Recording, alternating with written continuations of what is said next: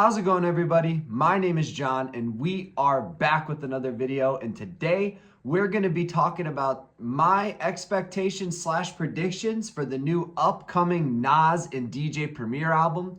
I did this a while ago for King's Disease 3 and I ended up being mostly right about the album. So we're going to see what kind of predictions / expectations we can maybe conjure into existence this time. The first thing I wanted to talk about was the album's release date. I'm sure you're all curious when the album's going to come out, as am I. Now, Nas and DJ Premier haven't really given us any indication to an exact date that it's going to come out, but you can kind of figure out when the album might drop. I would say the most fair assumption that you can make is that the album will definitely drop in 2024. Nas has dropped an album for every single year going all the way back to 2018. Isn't that fucking crazy? But Nasir, The Lost Tapes 2, all the King's Disease, the Magic stuff, and 2024 would be the first year that Nas didn't drop an album in that time, and I don't think he's trying to break that streak just yet. So I would almost damn near guarantee it before the end of 2024. But if you want to shoot, you can probably say it's going to be a little bit sooner than that. I would imagine that the album is going to come out in the summer. Define My Name almost has a summertime feel in the beat. Not too much, because it always has that classic New York sound, which is always going to favor a more winter, with the West Coast sounding more like summer. But I would say Define My Name was about as close to an outside beat as you can get when it comes to DJ Premier. And I would imagine that the album will drop in the summertime. The next thing I wanted to talk about was the length of the album. Now, with King's Disease 3, I was able to predict that the album would probably be about 17 tracks long, based on the fact that the first King's Disease was this long, then the second one was a little longer, and I thought the third one would be a little bit longer than that. This one, you don't have quite as much to go off of, but I would imagine that Nas and DJ Premier are going to favor quality over quantity. This album, I believe, will be a little bit of a harkening back to Illmatic.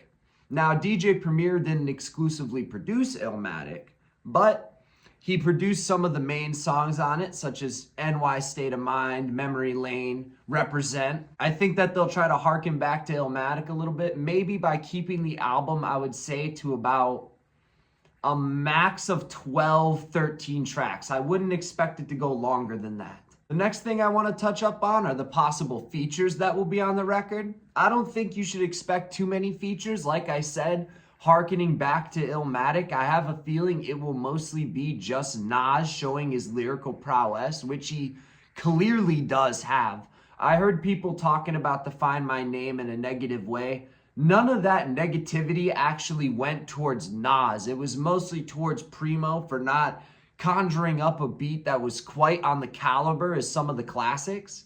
So I do believe that you will see mostly Nas in a lyrical showcase on the album, with the exception of maybe you get a Ghostface Killah return verse as a swap for Scar Tissue, or maybe you see somebody like AZ or somebody that Nas has been working with his entire career over the 30 years to go back to link up with. And the last thing I want to mention in regards to this album is the possibility, and I mentioned this last time as well, and I was wrong thankfully, but it's the possibility that Nas could retire at the end of this album with DJ Premier. And I think as a Nas fan, you have to think of it as a possibility, because it would be kind of the perfect way for Nas to put a little bow on his career. You got the perfect 30-year gap from Illmatic to now with this album. You have the fact that it is with DJ Premier, who was there on Illmatic, and it is really there at the start of Nas's career, so it would be fitting for him to be there at the end. And you have the fact that Nas has given us 6 albums before this with Hit Boy. How much more lyrical content does one man have? But I guess that's why he has the line, "I'm half man, half amazing," is that what more can Nas give us? So I think you have to think of retirement as a possibility, but you guys let me know what you guys are expecting for the album below. If you enjoyed today's video, make sure you leave a like and hit that subscribe button. I would really appreciate it.